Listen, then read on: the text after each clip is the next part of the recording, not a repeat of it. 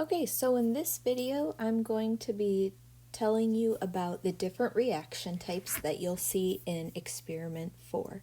In Experiment 4, we're thinking about 4 different types of chemical reactions. 3 of them are double displacement types, which we'll get into, and 1 of them is a single displacement.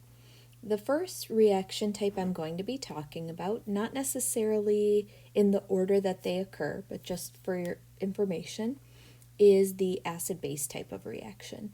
So in an acid-base reaction, we have a source of H plus or a proton, and that is our acid. We also usually have a source of hydroxide, which is our base.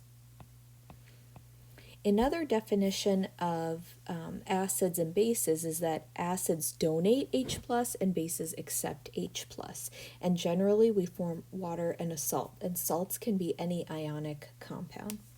So let's look at the example provided here. Here we see the H in front.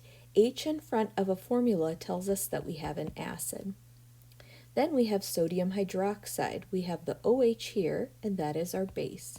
Now we're going to double displace. So the H is going to go with the OH, so they basically switch partners, and the Na goes with Cl. The products are water, so you can also think of this as HOH, which is the same as H2O, and the other product is NaCl, and that's a salt. So that's how acid-base reactions go. Something also helpful to know about acids and bases is which ones are the strong acids, and the strong acids are the ones that fully dissociate or break up in solution. So we will be asking you about which ones are strong or weak in this experiment. And there's a cute little mnemonic which helps you remember which are the strong acids. The mnemonic is clearly I brought sulfur, no 3-leaf clovers. And this is a nonsense statement, but what's helpful about it is it has all of the strong acids contained within it. So clearly is HCl, and that is hydrochloric acid. Next we have I, so HI, hydroiodic acid. And the last binary acid here is brought, HBr, hydrobromic acid. Binary acids are composed of H and just one other element, and so they all have the hydro prefix. The other 3 strong acids we have here are oxyacids. So sulfur is H2SO4, sulfuric acid. Notice that it doesn't have the hydro prefix. NO3, HNO3, nitric acid. And clovers, or Clo4, HClO4, this is perchloric acid. And now that you know the strong acids, pretty much every other acid you would encounter is going to be a weak acid. So a nice example that you'll see a lot of the time is HC2H3O2. This is acetic acid. There are many, many others, but this is maybe the most common one you'll encounter. The next type of double displacement reaction that I want to talk about is gas evolution. So this is where you have a double displacement reaction occur, so they switch partners, and then a gas will form as one of the products. So when you see H2S, basically what you're seeing there is it's a gas right away. If you see H2CO3 form in a reaction, it's going to break down, and one of the products will be a gas. Same thing with H2SO3, you'll make water, and the other product is a gas. Same thing with ammonium hydroxide, you will make water, and the other product is a gas. So let's look at an example that's similar to what you'll see in lab. So if you react acetic acid, we know that's an acid because it has H in front, with potassium bicarbonate, that's a base because it's going to grab that H. They are going to do a double displacement, And the products will be potassium acetate, which is a salt, and carbonic acid. Again, H in front. We know that carbonic acid, when it's formed in a reaction, can decompose into water and CO2 gas.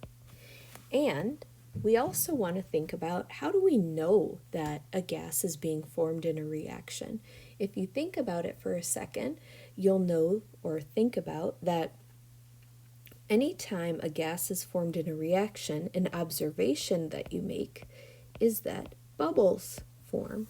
So anytime you see a gas coming out of being formed in a reaction, you should observe bubbles. The next type of reaction we'll talk about are precipitation reactions. Again, another double displacement reaction where they are switching partners. So what happens in a double displacement reaction, or specifically in a precipitation reaction? The ions switch partners just like they do in all double displacement reactions. But here, what we're forming is a solid. So, there are some definitions you need to know when you're thinking about precipitation reactions. So anytime you see the word salt, that's an ionic compound. That means cation, anion. So you will have a metal cation plus a non-metal or a polyatomic anion. Something that's soluble dissolves, specifically in water, and we give it the symbol AQ. Something that is insoluble does not dissolve in water, and so we give it the symbol S for solid.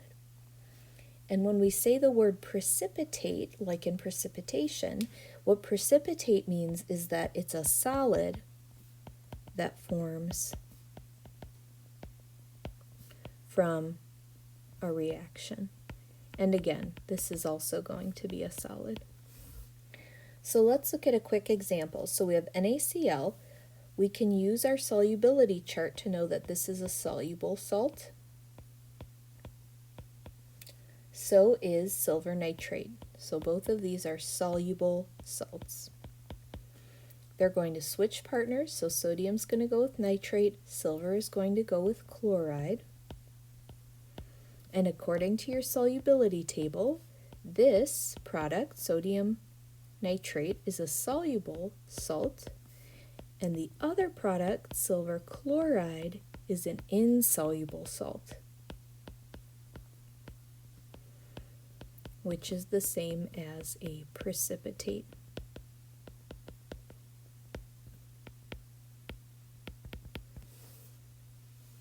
Okay, so again, you need a solubility chart to predict these. The last type of reaction that we're going to discuss is a single displacement. So the other three were double displacement.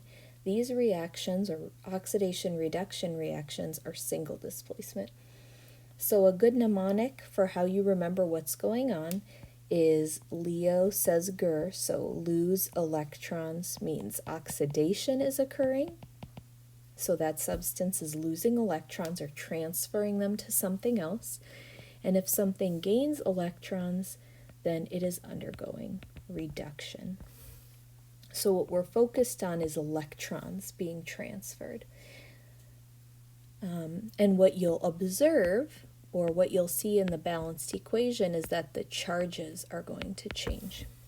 Let's think about an example specific to what you're seeing today in lab. So, copper sulfate, which is aqueous, is going to react with zinc in the solid state, and the product will be copper, which is going to precipitate out, and zinc sulfate, which is going to be aqueous or dissolved in solution. So copper sulfate, when it's dissolved, exists as copper ions and sulfate ions. And these copper ions make the solution blue.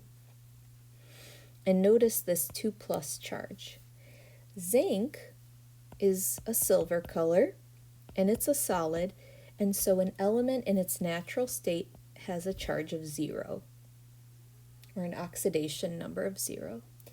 Then copper, when it precipitates out as a solid, is going to be a reddish color. And now again, it's by itself, it doesn't have any ions with it, so it's a 0 oxidation state.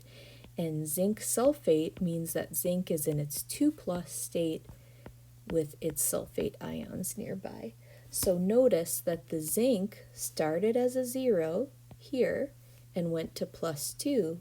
Copper was +2, went to 0. So we can summarize that below.